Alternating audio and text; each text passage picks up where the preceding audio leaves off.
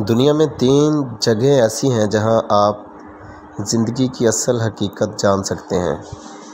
ہم کیا ہیں، ہماری اوقات کیا ہے، ہماری حسرتوں، ہماری خواہشوں، ہماری سماجی، معاشرتی اور معاشی ترقی کی حیثیت کیا ہے، اور ہماری نفرتوں، ہماری رکاوٹوں اور ہماری دشمنیوں کی اصل حقیقت کیا ہے۔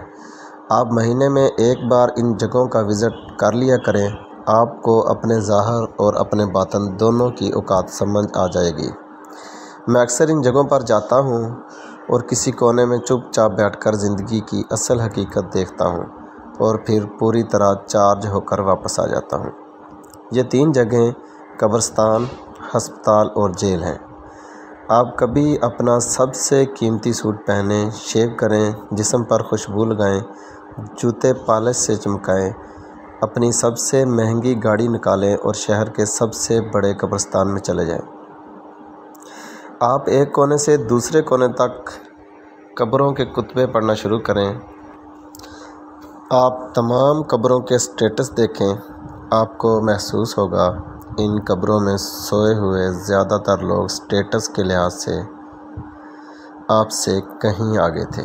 یہ لوگ آپ سے زیادہ مہنگے سوٹ پہنتے تھے، دن میں 2 بار شیو کرتے تھے، ان کے پاس زیادہ مہنگی پرفیومز تھیں، یہ اطالوی جوتے خریدتے تھے اور ان کے پاس آپ سے زیادہ مہنگی لگژری گاڑیاں تھیں۔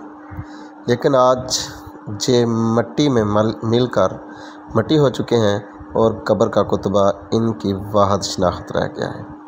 آپ کو محسوس ہوگا یہ لوگ رتبے، اختیار اور تکبر میں آپ سے کہیں زیادہ تھے۔ مکھیاں بھی ان کی ناک پر بیٹھنے سے پہلے 100 بار سوچتی تھیں۔ ہوائیں بھی ان کے قریب پہنچ کر 100 بار سوچتی تھیں، اور یہ کبھی اس زمین اور ملک اور اس سسٹم کے لیے ناگزیر سمجھے جاتے تھے۔ لیکن پھر کیا ہوا؟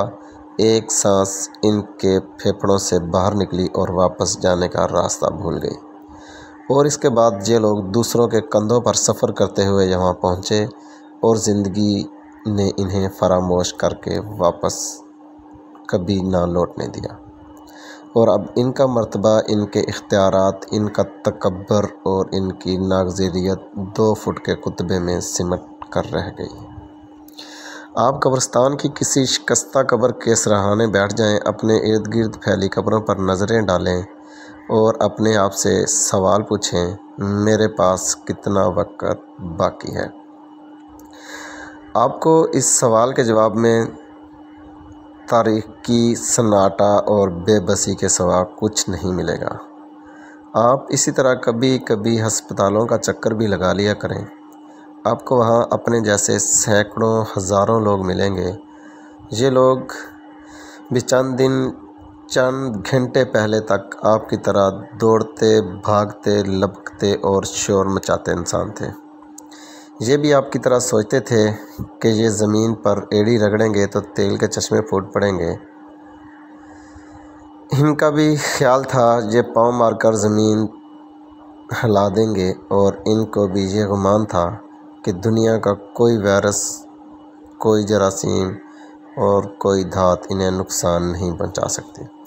لیکن پھر ایک دن زندگی نے ان کے لیے مشکل کھڑی کر دی اور زندگی ان کے لیے عذاب بن گئی۔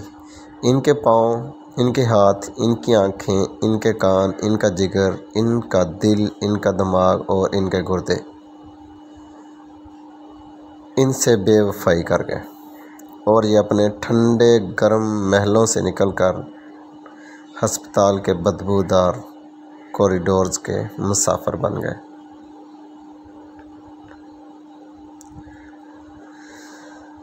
آپ ہسپتالوں کے پرائیویٹ وارڈز اور پرائیویٹ ہسپتالوں کا چکر ضرور لگایا کریں۔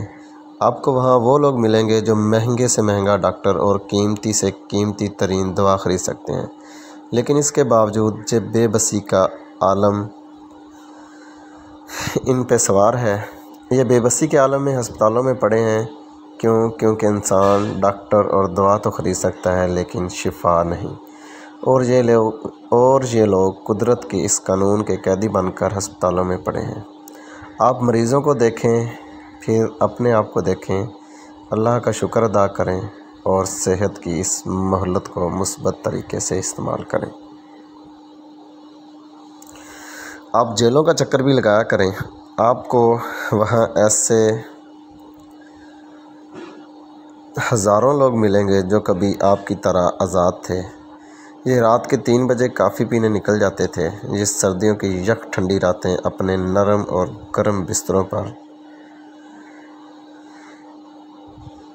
گزارتے تھے، لیکن یہ کسی دن کسی اپنے حیوانی جذبے کے بہکاوے میں آ گئے اور کسی کمزور لمحے میں بہک گئے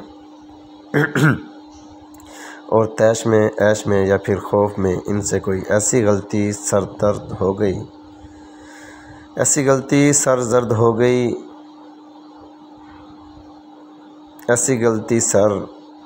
ہو گئی جس کی پاداش میں یہ لوگ سلاخوں کے پیچھے پہنچ گئے اور یہ اب جیل کے معمول کے مطابق زندگی گزارنے پر مجبور ہیں۔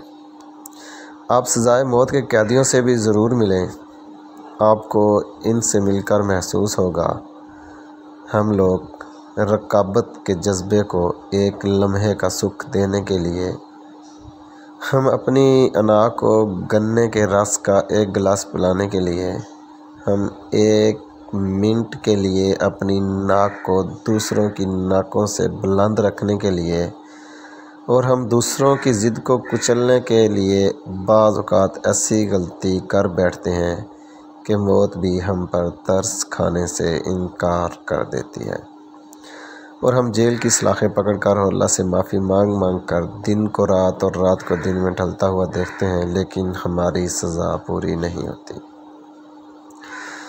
ناظرین، آپ جیل کے قیدیوں کو سلاخوں کے پیچھے کھڑے ہو کر اپنی بیویوں کو حسرتوں سے دیکھیے، آپ ان کی کانپتی ہوئی ان انگلیوں کو دیکھیے جو اپنے بچوں کے لمس کو ترس گئی ہیں، آپ ان کے بے قرار پاؤں دیکھیے جنہیں آزادی کا احساس چکھے ہوئے کئی برس بیت گئے ہیں، اور آپ ان کی آنکھوں میں تیرتے ہوئے ان رت جگوں کی جنہیں آزادی کا احساس چکھے ہوئے کئی برس بیت گئے ہیں، اور آپ ان کی آنکھوں میں تیرتے ہوئے ان رت جگوں کی فصلیں بھی دیکھیے جو انہوں نے اپنی غلطی، اپنی کوتاہی اور اپنے جرم پر معافی مانگ کر اگائی ہیں، لیکن قدرت یہ فصل کاٹنے پر راضی نہیں ہو رہی۔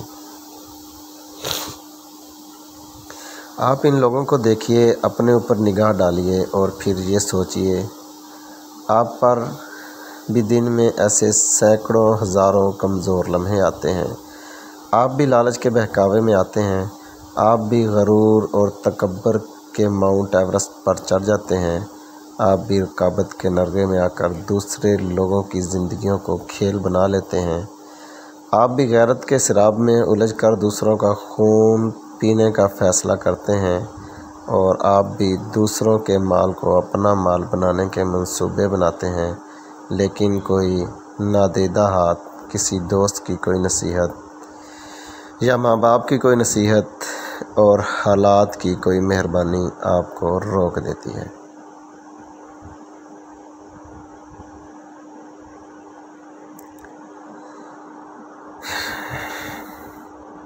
سننے والوں، دنیا میں یہ 3 جگہیں ایسی ہیں جہاں آپ زندگی کی اصل حقیقت جان سکتے ہیں۔ ناظرین، سوچئے کہ اللہ نے ہم پر کس جگہ اور کیسے احسان کیا اور ہمیں بہت سی مصیبتوں سے دور رکھا اور بہت سے ایسے کام کرنے سے روکے رکھا جو ہمارے لیے باعث اذیت بن سکتے تھے۔